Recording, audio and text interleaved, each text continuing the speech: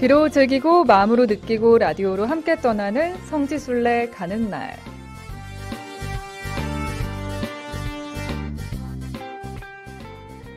네, 성지순례 마음은 있지만 쉽게 나서기 힘드셨나요? 또 궁금하긴 했지만 어떤 곳들이 있는지, 어떻게 준비해야 하는지 막막하기만 하셨을까요? 그렇다면 매주 금요일 이 시간 함께해 주시기 바랍니다. 가톨릭 해외 성지와 국내 성지를 번갈아 가면서 소개해드리고 있는데요. 오늘은 해외 성지로 떠나보겠습니다. 해외 성지 여정을 함께해 주실 김성범 어흥신부님 나와주셨습니다. 신부님 안녕하세요. 안녕하세요. 반갑습니다. 해외 성지 순례편 바오로의 발자취를 따라서의 김성범 신부입니다. 네, 신부님 한 주간 어떻게 지내셨어요? 지난주부터 다시 1분 교리를 시작해가지고 주일 미사 때 공지사항 중에 간단한 교리, 아주 짤막한 그냥 교리들 같이 나누면서 미사 이렇게 함께 하고 있습니다. 본당에서 이제 미사 공지사항 시간에 1분 교리를 하시는 거예요? 네, 맞습니다. 반응이 정말 좋을 것 같은데요? 네, 열심히 듣고는 계시는 것 같습니다. 네. 지난 주제는 뭐였나요? 하느님께서 왜 세상을 창조하셨는지 관련된 좀 창조와 관련된 이야기들 간단히 좀 했습니다. 1분 교리도 이렇게 준비하시고 또 저희 코너까지 열심히 준비해 주시고 신부님 대단하십니다.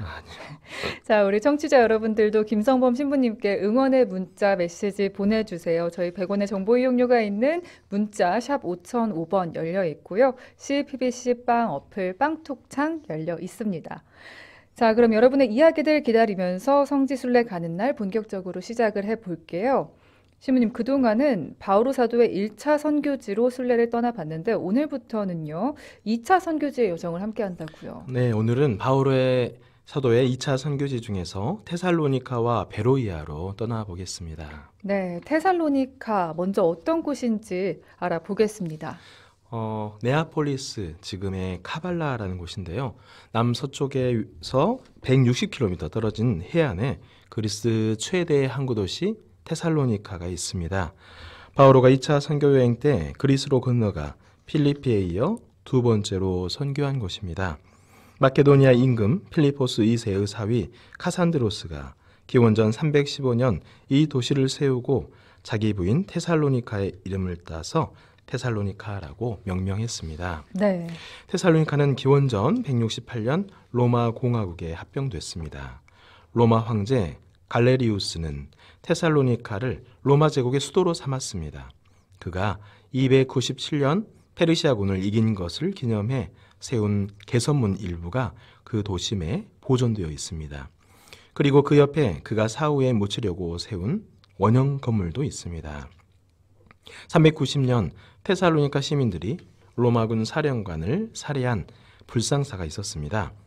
그러자 테오도시우스 1세 황제는 제국의 해당 시민들을 엄벌하라는 명을 내렸고 군인들은 경마 구경을 위해 경마장에 모인 시민 7,000명을 학살했습니다. 당시에 7,000명을 학살했다고요? 네, 너무 많은 숫자였습니다. 네. 이에 분개한 밀라노의 주교 암브로시우스가 황제에게 공개 속죄를 요구했고요.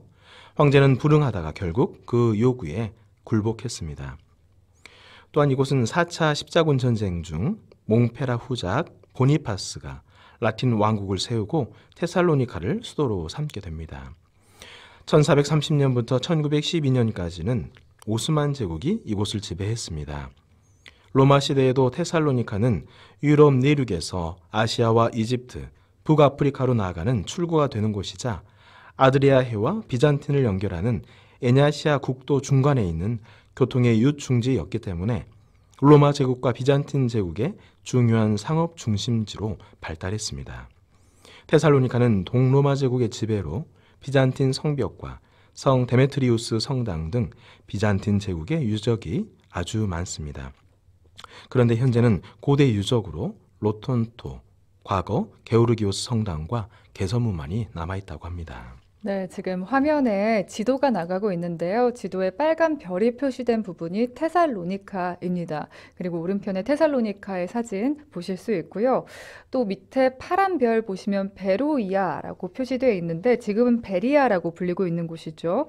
이 베로이아에 대해서 또 알려주세요, 신부님. 네, 그다지 번잡하지 않은 도시인데요. 베로이아, 지금의 베리아는 테살로니카에서 서쪽으로 40km 지점에 자리 잡은 도시입니다. 고대 그리스 로마 시대의 도시였고요. 올림포스 산 북부, 베르미우스 산맥 동부에 기습하고 있습니다. 그리스 중앙 마케도니아 주에 위치한 도시로서 이마티아 현의 현청 소재지이고요. 인구는 4만 7천 명 정도 된다고 합니다. 지금의 모습은 아주 조용한 느낌이 도는 정감이 있는 곳입니다.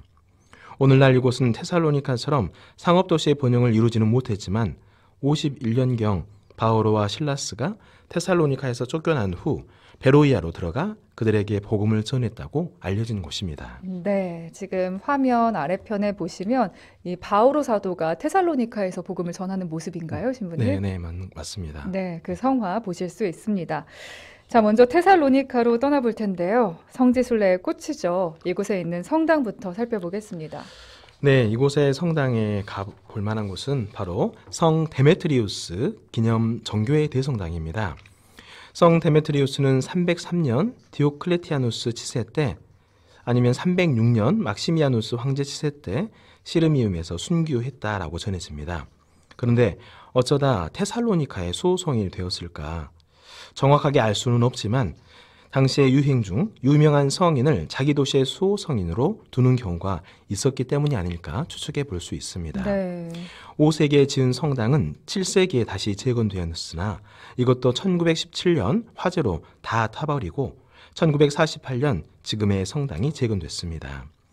바실리카 양식의 이 대성당은 그리스 양식의 대표적인 모습을 가진 아름다운 성당입니다. 제데칸 입구 기둥들 위에는 7세기 모자이크들이 보존되어 있습니다.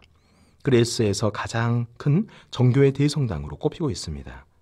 대성당 가까이에 바오로가 선교했을 법한 로마인들의 광장 폐허가 있습니다. 데메트리우스 성당에는 모자이크가 형형색색을 이루며 장식되어 있습니다. 이 모자이크는 초기 그리스도교 예술의 걸작이라고 꼽힐 만큼 대단한 작품으로 손꼽히고 있습니다. 네, 지금 이 데메트리우스 성당의 모습들 화면으로도 확인하실 수 있습니다. 그리고 신부님 또 어떤 곳 살펴볼까요? 네, 두 번째로는 게오르니기스 성당이 있는데요. 네. 이 게오르기오스 성당은 원래 로마 황제 갈레리우스가 자신의 묘소로 세운 원형 건물이었다고 합니다. 그런데 5세기에 성당으로 개조를 했고요. 또 16세기에는 모스크로 이슬람의 모스크로 개조되었다가 지금은 박물관, 로톤다 박물관으로 사용되고 있습니다. 이 로톤다 박물관 입구 아치 천장과 돔 천장 등에서 모자이크를 볼 수 있습니다. 이곳의 모자이크는 데메트리우스 성당과 성 다비드 성당의 모자이크와 함께 초기 그리스도교 예술의 가장 뛰어난 걸작으로 칭송받습니다. 상당 부분이 훼손되어 옛 모습을 상상하기 어렵지만 일부 모자이크는 당시의 색채를 그대로 간직하고 있습니다. 네, 지금 화면에 게오르기오스 성당의 모습, 또 돔 천장의 모자이크까지 볼 수 있는데 그 옛날에 어떻게 저 천장에 이런 성화를 그릴 수 있었을지도 상상하게 됩니다. 아, 그리고 테살로니카는 성경에서 어떻게 묘사되어 있는지요, 신부님? 관련된 이야기가 있다면 또 자세히 알아보면 좋을 것 같아요. 네, 사도 바오로는 2차 선교 여행 때 실라스와 티모테오를 데리고 필리피에서 선교한 다음 에냐시오 국도를 따라가면서 암피폴리스, 아폴로니아를 거쳐서 테살로니카로 갔습니다. 암피폴리스는 폐허가 되었으나 헬레니즘 시대에 세운 큰 사자상이 지금도 국도변에 웅크리고 있습니다. 바오로는 테살로니카에 3주간 머물면서 그리스의 두 번째 교회를 세웠습니다. 그때 야손이라는 유다인이 바오로 일행을 자기 집에 맞아들였다가 동족들로부터 곤욕을 치렀다는 이야기도 전해지고 있습니다. 베로이아에 머물렀던 실라스와 티모테오가 얼마 후 아테네로 내려오자 바오로는 티모테오를 다시 테살로니카로 올려보내고 바오로 자신은 실라스와 함께 아테네에 머물다가 남쪽으로 89km 떨어진 코린토로 내려가 활발히 선교를 했습니다. 이후에는 코린토로 갔군요. 네, 맞습니다. 테살로니카로 올라갔던 티모테오가 코린토로 내려와서 바오로에게 테살로니카 교우들의 충실한 신앙 생활을 전하게 됩니다. 바오로는 반갑고 고마운 나머지 편지 한 통을 쓰게 됐으니 이것이 바로 테살로니카 1서입니다. 네. 이 편지는 신약 성경을 통틀어 가장 먼저 쓰인 작품입니다. 분량도 적고 초창기 작품이라 신학적 성찰은 깊지 않지만 50년경 바오로계 교회의 생생한 모습을 엿볼 수 있는 좋은 자료가 됩니다. 바오로가 코린토에서 테살로니가 신자들에게 보낸 서간에서 사도와 교우들의 모범적 생활상을 또 엿볼 수 있습니다. 그 내용이 테살로니가 1서 2장 1절에서부터 6절 이하에 나옵니다. 네. 테살로니가 1서의 주제는 종말론이라고 할 수 있습니다. 그렇군요. 테살로니가 교우들이 입교한 후에 죽은 교우들이 종말에 구원받지 못할 걸 걱정했다고 합니다. 예수님께서 재림해도 이미 죽어있는 교우들은 구원받지 못하리라고 여겼던 것입니다. 바오로는 이에 아주 간결하게 답변했습니다. 종말에 예수님께서 내려오시면 죽은 교우들이 부활하고 그 다음으로 그때까지 남아있게 될 우리 산 이들이 그들과 함께 구름 속으로 들려올라가 공중에서 주님을 맞이할 것입니다. 테살로니가 1서 4장 17절의 말씀입니다. 속칭 공중의 들림, 휴거 사건이 일어난다는 것입니다. 지금 신약 성경에는 테살로니가 2서가 함께 들어있으나 이는 바오로의 친서는 아니고 차명서간이라는 설이 유력하고 있습니다. 네, 이렇게 배경도 들어보니까 다음에 테살로니가서 읽을 때 더 이해가 쉬울 것 같습니다. 신부님, 순례객들이 테살로니가를 방문한다면 이곳은 좀 들려보면 좋겠다 하는 장소들이 있을까요? 네, 먼저는 갈렐리우스 황제 개선문이 있는데요. 네. 305년 갈렐리우스 황제가 페르시아를 정복한 걸 기리기 위해 만든 개선문입니다. 1700여 년 동안 이 자리에 서 있는 개선문인데요. 세울 당시에는 궁전, 경기장 등이 들어있는 아주 거대한 건물이었다고 합니다.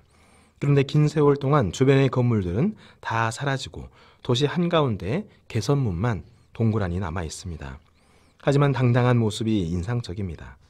이 개선문은 벽돌에 대리석을 입힌 것으로 갈렐리우스 황제의 승리를 기리는 전투 장면들이 부조로 조각되어 있습니다. 네, 지금 화면 왼쪽 위편에 개선문의 모습 볼 수 있는데 1700여 년이 됐다니 정말 믿기지가 않네요. 네, 너무나 아름답게도 여전히 네. 잘 보존되어 있는 걸 볼 수가 있고요. 네. 또 하나는 화이트 타워라는 곳이 있습니다. 이곳은 1430년에 베네치아인이 세운 망루를 겸한 성이었는데요. 터키 시대에는 감옥으로 사용되게 됩니다. 막강한 힘의 정예병들이 자신들의 권력을 지키기 위해 셀림 3세 황제를 폐위시키고 죽이게 됩니다. 군부를 개혁하려는 새 황제 마호메트 2세와 목숨을 걸고 힘겨루기를 했던 이 정예병들의 이름은 예니체리라고 합니다. 이들은 1826년 테살로니카를 거점으로 반역을 일으킵니다. 신군부와 이 예니체리 정예병 간에 치열한 전투가 벌어졌습니다. 예니체리 정예병들은 유럽식 대포와 최신 무기로 무장한 신군부의 상대가 되지 못하고 패하고 맙니다. 반란 주모자들은 콘스탄티노플로 끌려가 처형되었고 이곳 화이트타워의 감옥에 있던 예니체리 정예병들은 모두 처형당해 결국 1826년 강력한 부대는 사라지게 됩니다. 이 대량 학살로 이 탑은 피로 물든 탑이라고 불리게 됩니다. 네. 그러나 그 후 탑의 표면을 하얗게 칠하면서 화이트 타워라는 이름으로 바뀌게 됩니다. 네, 지금 화면 오른편에서 화이트 타워의 모습 사진 보실 수 있는데 이렇게 아픈 역사 또 과거가 있었습니다. 네. 그리고 테살로니카에는 특별한 박물관이 두 곳 있다고요. 네, 첫 번째로는 1.5층으로 만들어져 있는 박물관입니다. 네. 이 박물관은 그리 크지는 않고요. 주로 마케도니아의 유물과 초기 로마 시대의 유물이 전시되어 있습니다. 박물관 앞에는 석관들이 즐비하게 늘어서 있음을 볼 수 있습니다. 마케도니아의 왕들이 쓴 금관이 있는데 그때의 멋진 세공 솜씨도 구경할 수 있습니다. 또한 마케도니아 지역의 고대인의 생활 모습을 담은 오형도 볼 수 있고 마케도니아인의 배와 갑옷 그리고 창과 칼 등의 전투 장비들도 한눈에 볼 수 있습니다. 그리고 이 지역의 유물인 모자이크가 꽤 많이 전시되어 있다고 합니다. 네. 또 하나는 테살로니카 비잔틴 문화 박물관입니다. 동로마 제국의 연장으로 330년부터 1453년까지 1100년간 동유럽과 근동 지방을 통치했던 비잔틴 왕국의 문화와 역사를 소개하고 발굴 작업을 하고 또 연구를 하고 보존을 하는 목적으로서 1994년에 개관한 박물관입니다. 이 박물관에는 3세기부터 19세기에 걸친 약 4만 3천 점의 유적들이 수원자상되어 있습니다. 그리고 11개의 갤러리로 나누어져서 시대별로 혹은 테마별로 전시되어 있습니다.